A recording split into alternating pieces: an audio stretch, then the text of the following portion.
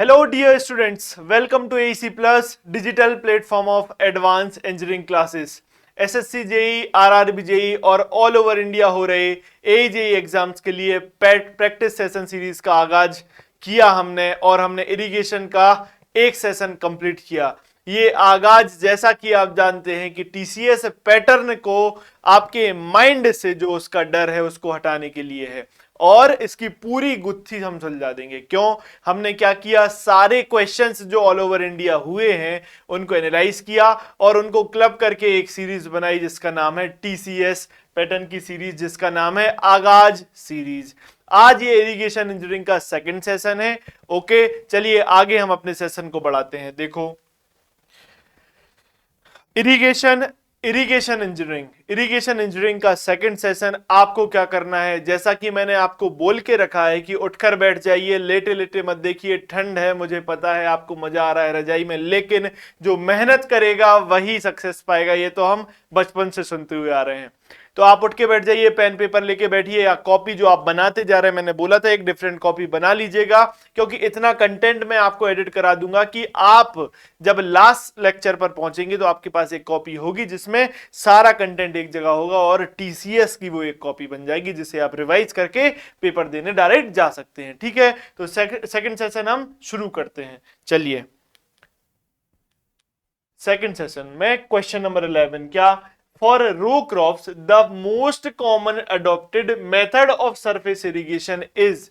रो crop के लिए मतलब रो, एक लाइन में अगर आपको क्रॉपिंग करनी है, एक लाइन में आपने फसल उगाई है, तो उसके लिए कौन सी मोस्ट सुटेबल इरिगेशन का पैटर्न होगा। देखो, बेस फ्लडिंग, ये बेस फ्लडिंग कुछ नहीं होता। एक मिनट, पेन सिलेक्ट किया, ये इसमें लिखा है furrow and corrugation irrigation. Furrow irrigation क्या होगा सर? फरो इरिगेशन, ये देखो, ये हुआ फरो इरिगेशन। ये क्या है? छोटे छोटे चैनल्स बना दिए जाते हैं बोर्ड के अंदर। क्या जा रहा है सर? सर बोर्ड के अंदर पानी जा रहा है। क्या जा रहा है? बोर्ड के अंदर पानी जा रहा है। ओके, ये रहा नीला पानी, ये ठीक है। और इस रिजिस पर, ये क्या कहलाएंगे? रिजिस। रिजिस पर क्या है सर? प्लांट्स लगा दिए। रिजिस पर क्या लगा दिए? प्लांट लगा दिए। और ये एक लाइन में अंदर, बोर्ड के अंदर क्या फसल गई हुई है, तो एक लाइन में क्या है सर? फसल गई हुई है। और इधर क्या है सर? फरोज। ये क्या कहलाएंगे सर? फरोज। और ये क्या कहलाएगी सर? रिजिस। रिजिस के ऊपर प्लांटेशन और इधर पानी गया। तो आपने क्वेश्चन का आंसर तो पहले में मिल गया। क्या आप कौन सी इरिगेशन को यूज करोगे, किस टाइप की इरिगेशन को यूज करोगे? रो क्रॉप में। क्लियर? लेकिन क्या अपन तो पोस्टमार्टम करते हैं सवाल का। देखो, बेस, ये बेस नहीं है सर, इधर होना चाहिए था क्या? बेसिन। Basin flooding, basin. और बेसिन फ्लडिंग को और क्या बोलते हैं ये भी पूछ लिया गया सर, इसे बोलते हैं हम चेक फ्लडिंग। क्लियर है? अब बेसिन फ्लडिंग कहां यूज करोगे sir? Sir basin flooding feel क्या कर पा रहे हो, एक गड्ढा टाइप का बना दिया चारों तरफ से घेर के, और उसमें क्या आपने क्रॉप लगा दी और उसमें आपने गड्ढा को भर दिया है। तो आप एक बात बताइए, ऐसे प्लांट्स जो लॉन्ग टाइम तक स्टैंड कर सकते हैं वाटर में, डैमेज ना हो उसमें कुछ, ऐसे प्लांट्स हम लगा सकते हैं। फॉर एग्जांपल मैंगोज, ऐसे प्लांट्स को हम लगा सकते हैं। मैंगोज या orchid tree, orchid tree cropping हम जो करते हैं सर, ऑर्चिड ट्री बहुत बार सवाल पूछा गया, तो बेसिन फ्लडिंग क्लियर होता है। फ्री फ्लडिंग क्या सर? स्टीप ग्राउंड है आपके पास, क्या है सर? स्टीप ग्राउंड है, और या आपको क्लोज ग्रोइंग क्रॉप्स है जैसे पास्चर से चारा, ऐसे के लिए, ऐसों के लिए क्या करना है आपको? फ्री फ्लडिंग करा सकते हो। ठीक है, फ्रीली आपने पानी को फैला दिया। क्लियर? अब आती है चेक फ्लडिंग। चेक फ्लडिंग और बेसिन फ्लडिंग एक ही बात है, मैंने आपको बता दी। तो आपको क्या समझ में आती है sir? Furrow and corrugation irrigation use होगी। किसके लिए यूज हो? कोरुगेटेड एस्बेस्टोस सीड एस्टिमेशन में पढ़ते हैं ना, कैसे होती है सर? जो शीट्स होती हैं ऐसे ऐसे ऐसे ऐसे शीट्स होती है ना, तो ऐसी तो रिज रिज और फरो बन रहा है, तो उसको इसने फरो या करुगेशन इरिगेशन नाम दे दिया। क्लियर? अब दो और इरिगेशन बहुत फेमस क्या है सर? दो और इरिगेशन कौन से फेमस हैं सर? एक स्प्रिंकलर इरिगेशन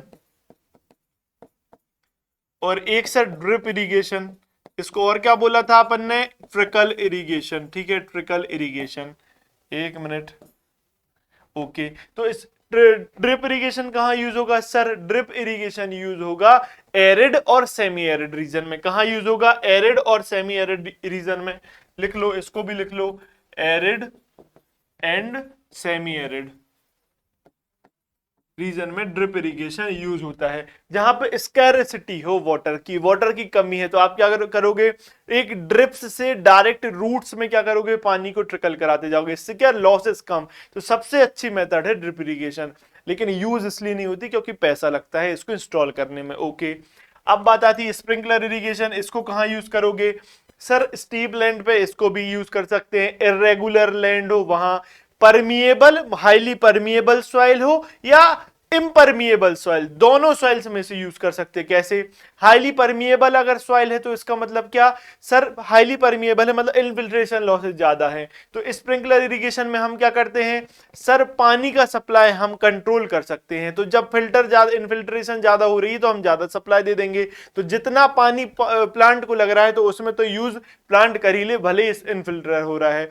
और हाईली इम्परमिएबल मतलब वाइट्स बहुत कम है, क्ले टाइप सॉइल है, हाईली इम्परमिएबल सॉइल है, तो वहां भी इसे यूज कैसे कर सकते हैं सर, उसमें क्या है सर, उसमें पानी ठहर नहीं रहा सॉइल में, सीपेज लॉसेस ज्यादा हो जा रहे हैं। तो हम क्या पानी को कंट्रोल कर लेंगे, कम पानी देंगे तो पानी सीपेज लॉसेस से बच जाएगा। तो हाईली परमिएबल इम्परमिएबल दोनों सॉइल के लिए स्प्रिंकलर इरिगेशन यूज कर सकते हैं। ये बात और भी मैं आगे आगे आपको बताते जाऊंगा, एक क्वेश्चन में सारे कॉन्सेप्ट आप सीखते जाइए, ठीक है। चलो आगे बढ़ते हैं, नेक्स्ट क्वेश्चन। नेक्स्ट क्वेश्चन क्या, question number 12, identify whether the following statements regarding the necessity of the irrigation are true और फॉल्स।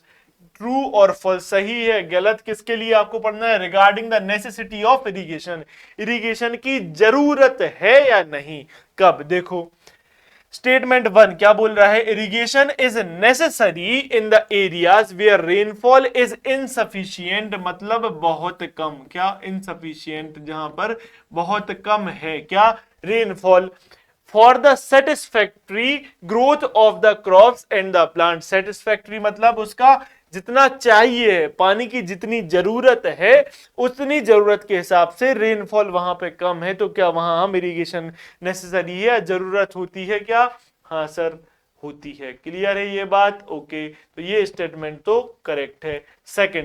सेकंड क्या बोल रहा है, if the distribution of rainfall in the zone of crop area is not evenly distributed as per the requirement of the crop growth irrigation is extremely necessary. क्या बोल रहा है, ऐसी जोन जहां पे distribution of irrigation water easy नहीं है, आप नहीं कर पा रहे हो, तो आप क्या करोगे, क्या बोल रहा है, the distribution sorry irrigation water नहीं, रेनफॉल का डिस्ट्रीब्यूशन यूनिफॉर्म नहीं है, वहां पर पानी मिल नहीं पा रहा है, प्रकृति से पानी नहीं गिर रहा वहां पर, तो क्या करोगे आप, इरिगेशन करोगे क्या, हाँ करेंगे। तो उन्होंने वही बोला है, एक्सट्रीमली नेसेसरी, ओके। क्लियर बात। स्टेटमेंट 3 क्या बोल रहा है, the dry and desert areas can be converted to a beautiful cropland if irrigation water can be supplied as per need. अगर ड्राई जैसे रेगिस्तान में वो बोल रहा है अगर पानी की सप्लाई हो जाए तो वो मतलब हरियाली हो जाएगी उस जगह पर, हाँ सर ये भी सही बात है। तो तीनों स्टेटमेंट क्या है, करेक्ट। तो all statements are true, so option number C is correct. ये तो कॉमन सेंस का सवाल था, अंग्रेजी आती है आप बना जाओगे। क्लियर, चलो आगे बढ़ो क्या बोलता है question number 13, identify the method of irrigation in the given figure. ये कभी देखा होगा तो क्वेश्चन आसान, वरना पेपर सिंपल तो है ही, क्यों ये तो छोड़ के आ जाना है। तो सर वैसे देखोगे क्या बना है, अगर नहीं दिख रहा है तो देखो, ये आपकी क्या गई है, ये गई है आपकी सप्लाई चैनल, ये है सप्लाई चैनल, ठीक है।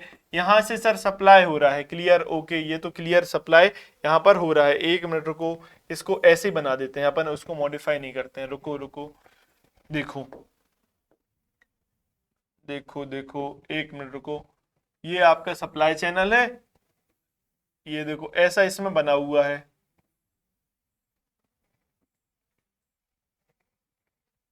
ये आपका सप्लाई चैनल, ठीक है।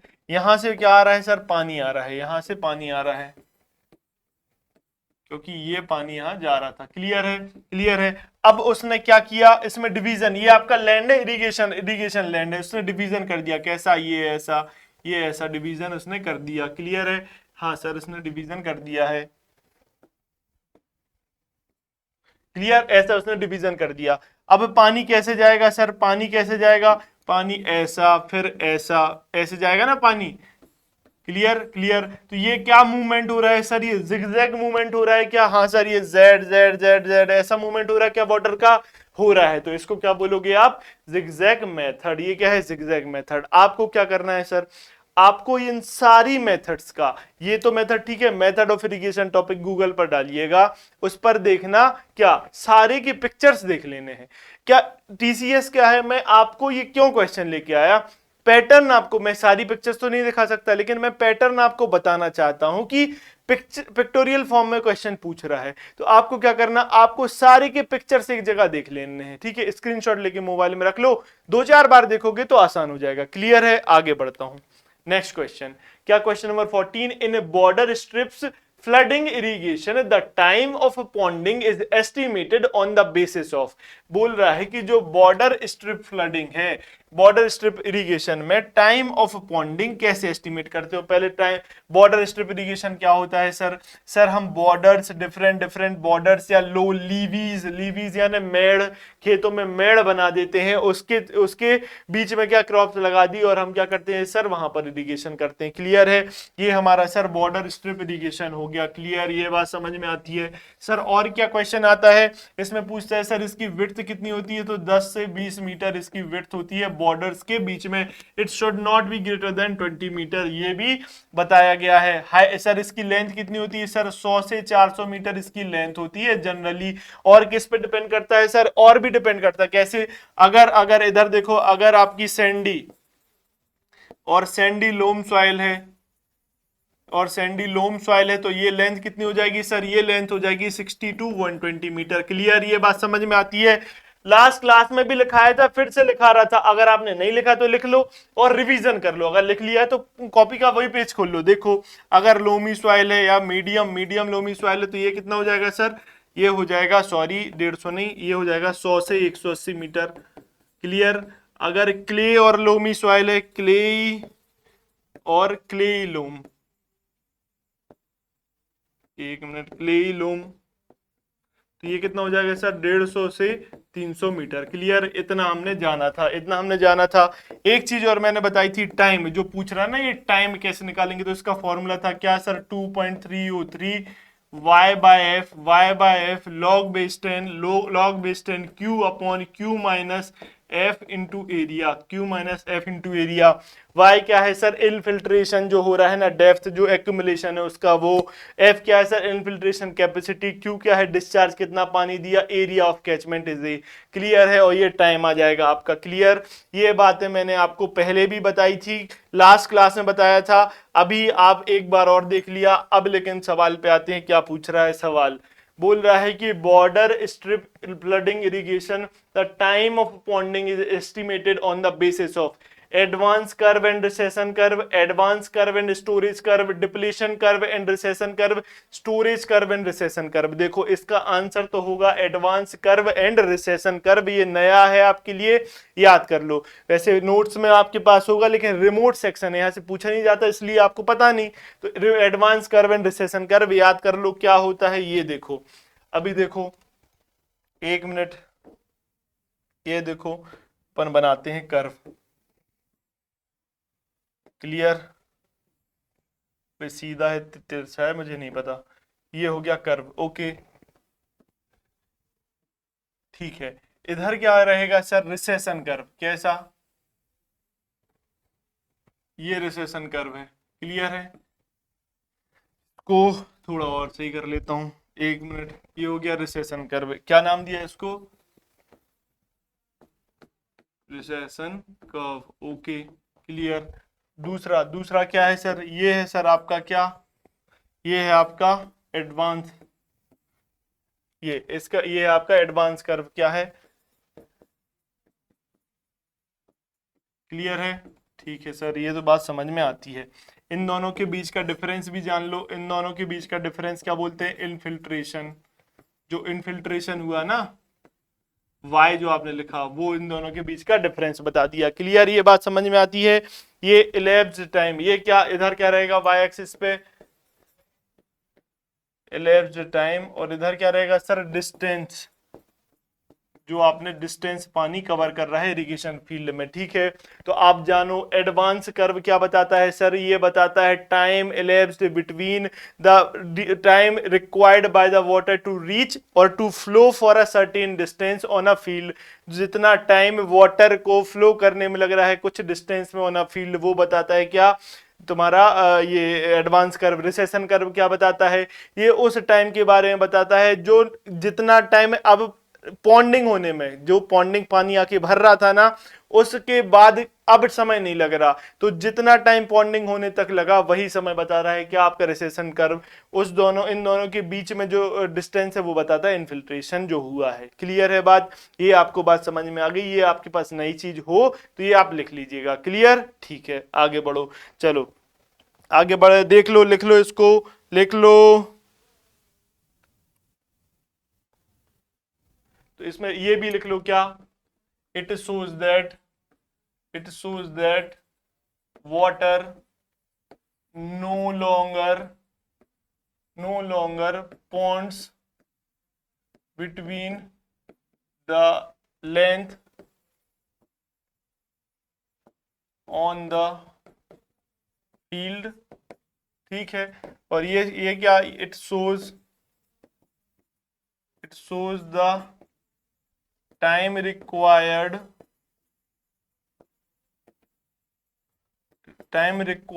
to reaches a certain length on the field. Clear है, ये आपके पास होना चाहिए। क्लियर, आगे बढ़ूं, ये एक बार में लिख लेना। लिख लिया आपने, ठीक है, क्लियर है। चलो आगे बढ़ूं, लिख लिया होगा। चलो आगे बढ़ो, क्या question number 15, identify the option that does not come under the necessity of irrigation development. तो बोल रहा है कि आप बताइए कौन सा ऑप्शन ये नहीं बताता है कि आपको इरिगेशन की मतलब जरूरत है या नहीं। कौन सा नहीं बताता, अगर लेस रेनफॉल है तो इरिगेशन की जरूरत है, ये तो बताता है। To have uncontrolled water supply, अगर बहुत सारा वाटर सप्लाई है तो क्या आपको इरिगेशन की जरूरत पड़ेगी सर, नहीं पड़ेगी, तो यही ऑप्शन नहीं बता रहा है। क्लियर, तो ये बात गलत है। ओके, ग्रोइंग पेरिनियल क्रॉप्स, अगर आपको पेरिनियल क्रॉप्स, अगर आप मतलब पेरिनियल का मतलब क्या, वार्षिक मतलब हर साल एक जो क्रॉप लग रही है वो अगर आप ग्रो कर रहे हो, इसका मतलब आपको क्या है, जरूरत है ना पानी की, क्यों सीजनल क्रॉप आप नहीं कर पा रहे ग्रो, तो इसलिए तो पेरिनियल कर रहे हो, जो वार्षिक क्रॉप आ रही, जब पानी गिरेगा तब हम काम करेंगे, ठीक है, तब इरिगेशन की जरूरत है, तो ये भी बात बताता है।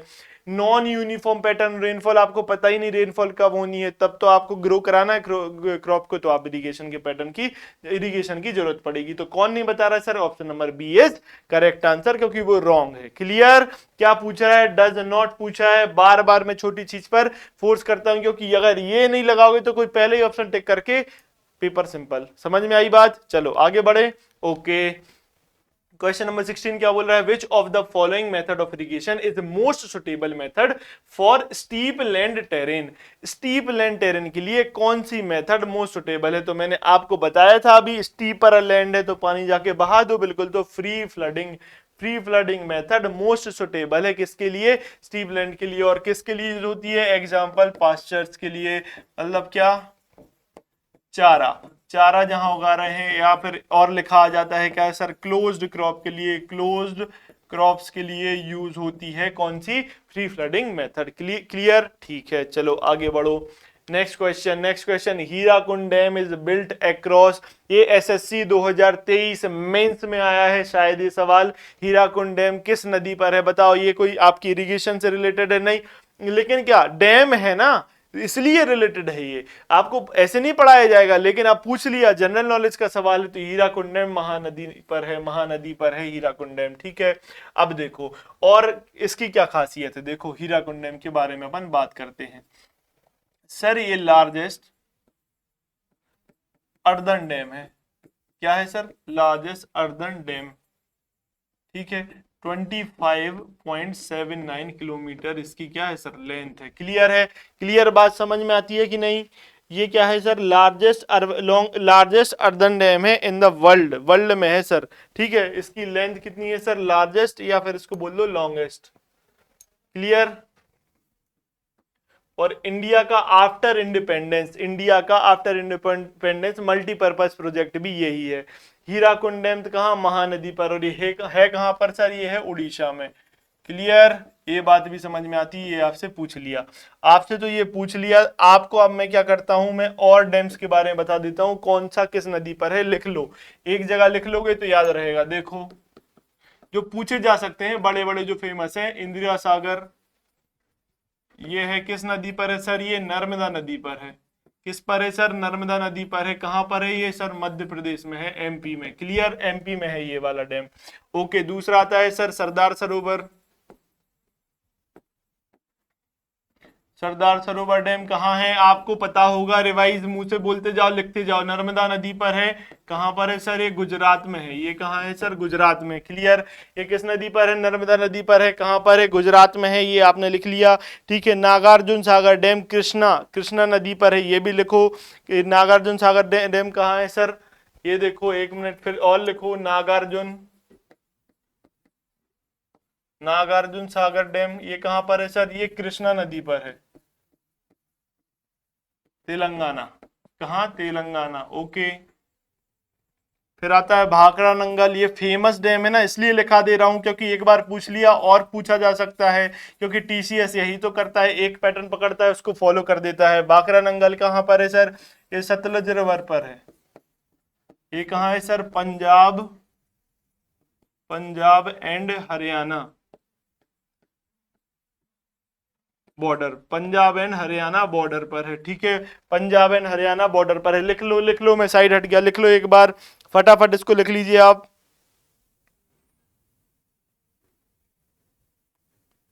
ठीक है, चलो लिख लिया। चलो पीछे चलते हैं, यहां आपसे पूछ लिया क्या, एक मिनट पीछे हो जा भाई। ये आपसे पूछा क्या, ये है लॉन्गेस्ट डैम। क्या है सर, ये लॉन्गेस्ट डैम। आप अब हाईएस्ट डैम लिख लो इंडिया का, ये भी तो पूछा जा सकता है। Highest dam, Tehri dam. क्या, Tehri dam.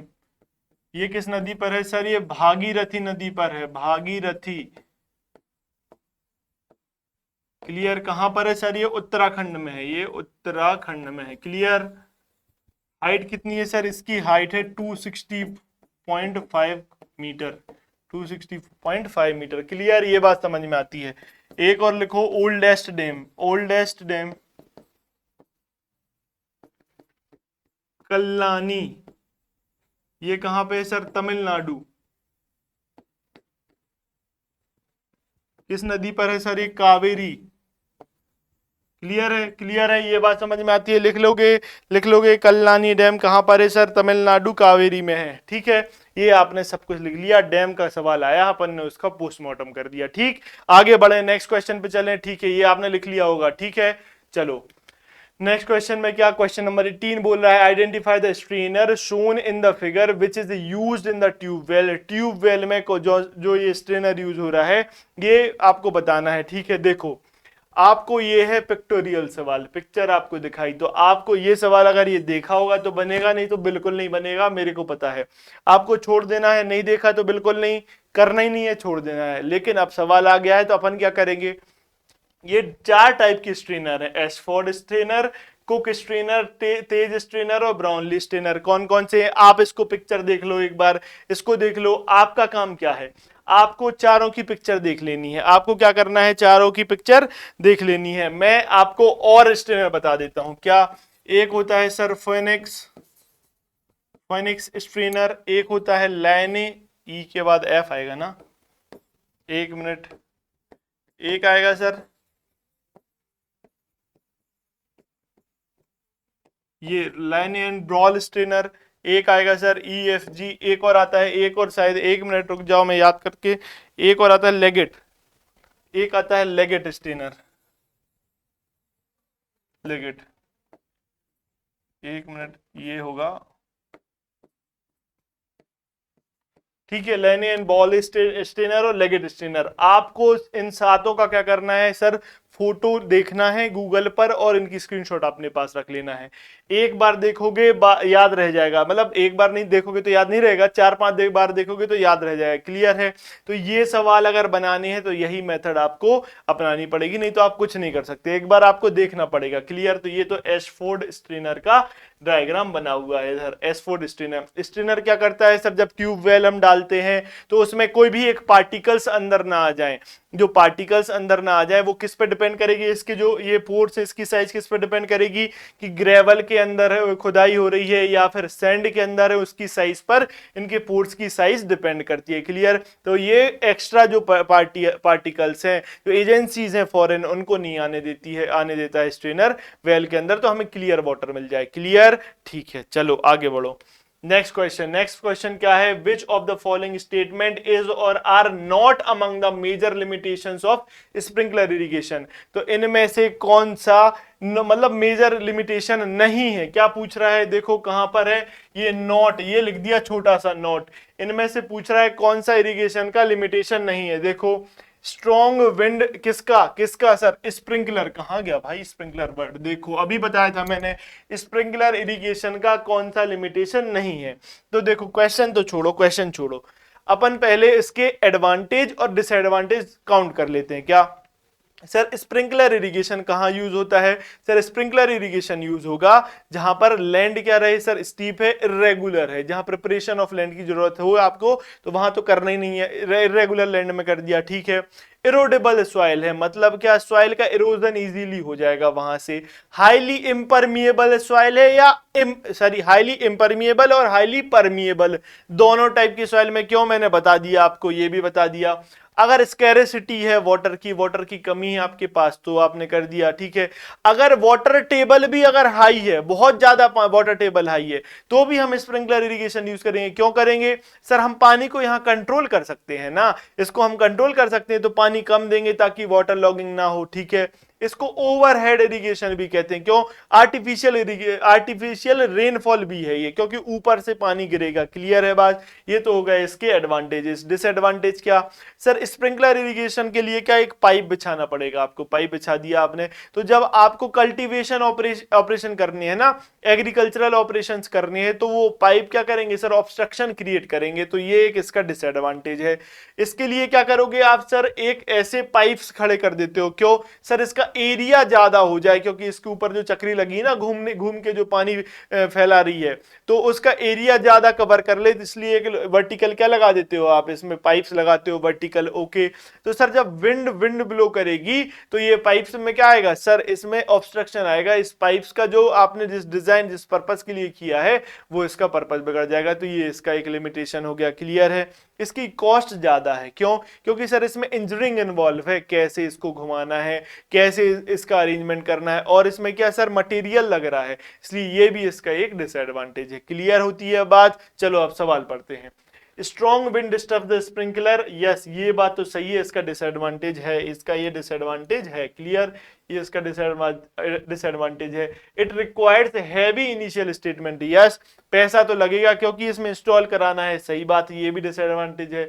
It minimises the erosion of the soil, sir ये तो फायदा है, यस ये इरोजन को मिनिमाइज कर देता है। हाईली इरोडेबल सॉइल में तो हम यूज कर रहे हैं क्योंकि इरोजन ना हो, धीरे धीरे पानी इसमें चला जाए, तो ये मिनिमाइज कर देता है। ये डिसएडवांटेज है क्या? नहीं, तो अंग्रेजी पढ़ना है भाई, ये लिमिटेशन पूछ रहा था, तो ये दोनों तो लिमिटेशन है, कौन सा नहीं है ये पूछा था, तो option number C is correct. Clear है?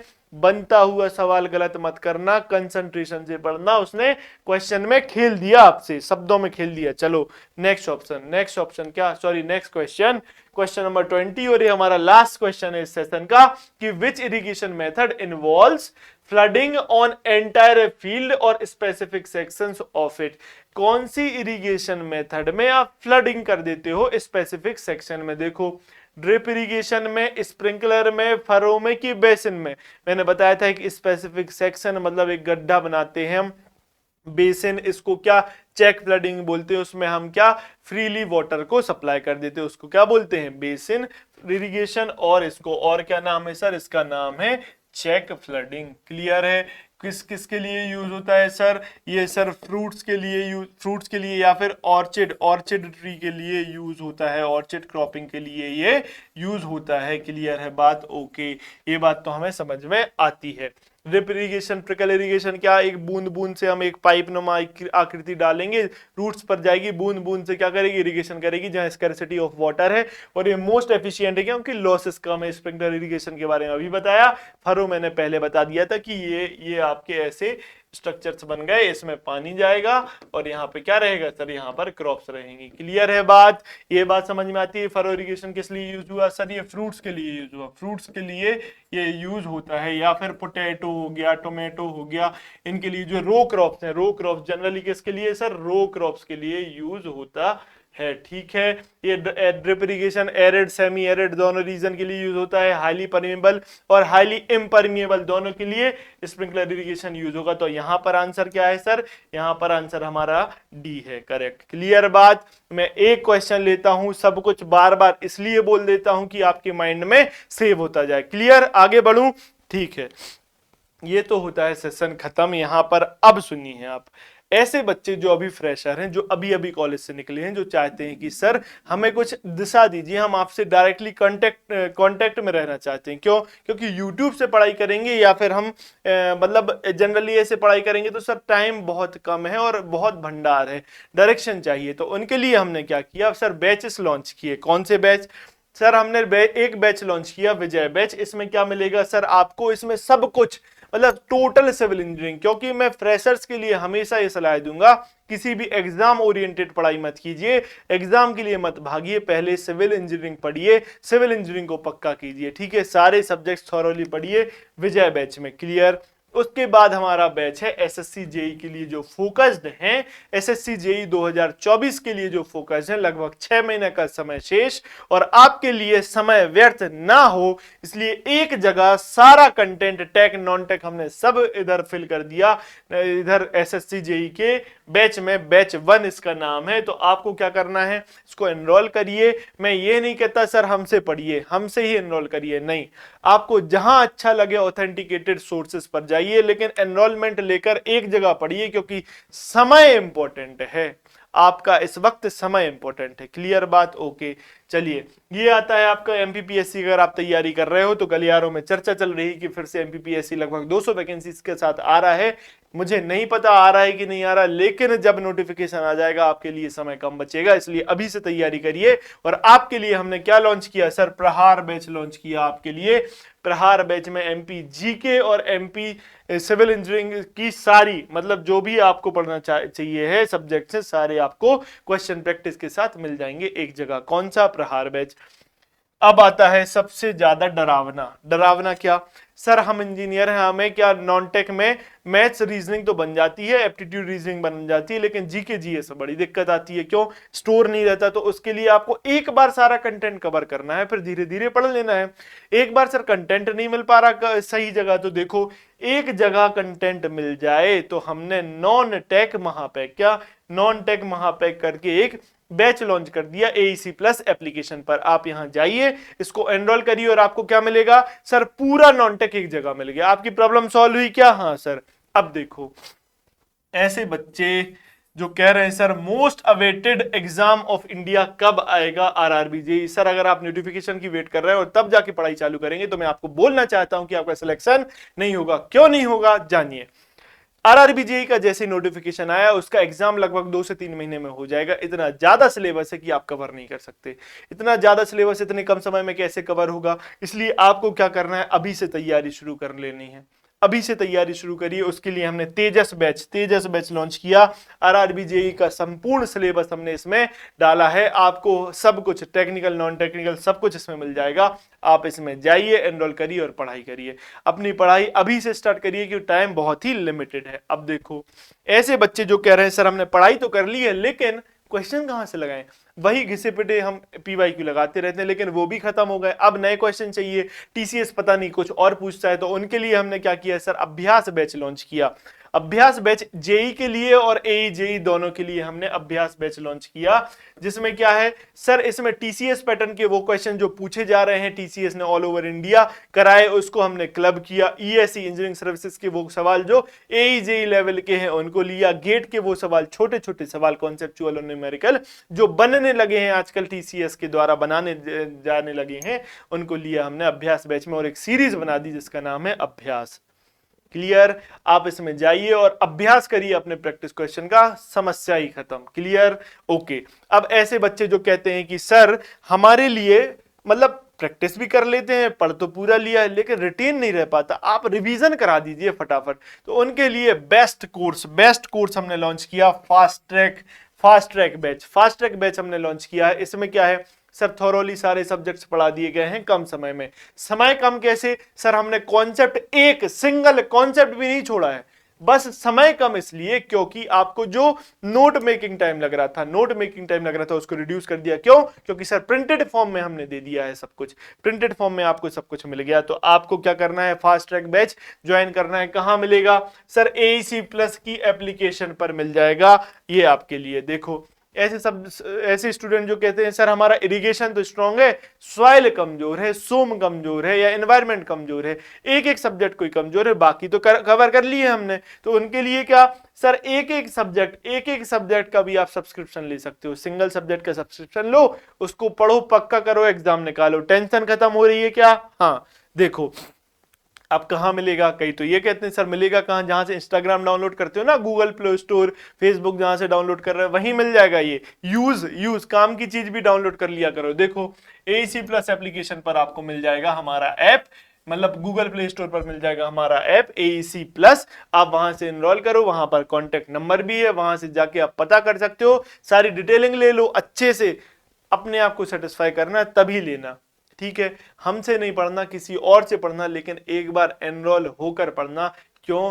क्योंकि सर समय बहुत कम है, आप भटकते रह जाओगे और दूसरा बाजी मार ले जाएगा। कम सीट्स आती हैं सर, आपको ही सिलेक्शन लेना है, ठीक है? अगर आपको ये सेशन अच्छा लगा है तो आप लाइक करिए, और आपको ये जो पढ़ाया मैंने उसकी पीडीएफ मिल जाएगी। ये हमारा क्या है, टेलीग्राम चैनल है, यहाँ पे मिल जाएगी आपको पीडीएफ। आपको क्या करना है सर, रिवीजन करके आना है। ये सब तो अब फालतू बात मैंने कर ली, आपको रिवीजन करके आना, मेन चीज जो मैं आपसे चाहता हूं, आपको रिवाइज करके आइए।